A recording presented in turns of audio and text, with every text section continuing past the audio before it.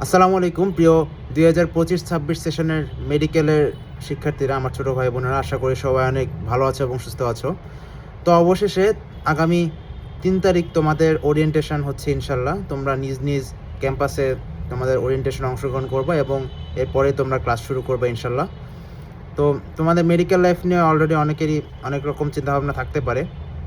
তো আমি বলবো যে তোমাদের মেডিকেল লাইফ নিয়ে তোমরা যতটা ভয় পাচ্ছ, আসলে মেডিকেল লাইফ ততটাও ভয়ঙ্কর কিছু না। তোমরা যদি প্রথম থেকেই পড়াশোনায় যদি রেগুলার থাকো, হ্যাঁ, তোমরা যদি ভালো মতো পড়াশোনা করো, কারণ মেডিকেল লাইফের সবচেয়ে ইম্পর্টেন্ট বিষয় হচ্ছে পড়াশোনা, ঠিক আছে?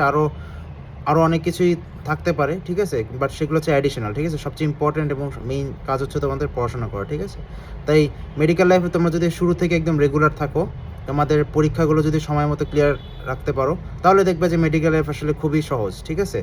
মানে খুব বেশি এখানে পড়াশোনার চাপ অবশ্যই আছে, ঠিক আছে, এটা আমি অস্বীকার করবো না, বাট পড়াশোনার চাপ শুধু যে মেডিকেল কলেজে আছে বিষয়টা এরকম না, ঠিক আছে?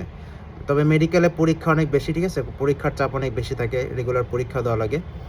তো এগুলো নিয়ে এত চিন্তা করতে আমাদের দরকার নেই। তোমরা ইতিমধ্যে হয়তো বা বাসা থেকে অলরেডি ব্যাগ গুছায় রওনা দিয়ে দিয়েছো বা দিবা।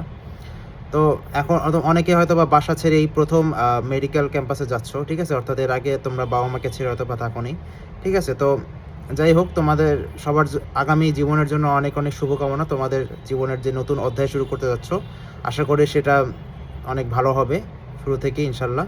তোমাদের সবার জন্য অনেক অনেক শুভকামনা রইল। সবাই ভালো থাকবে এবং সুস্থ থাকবে। আসসালামু আলাইকুম।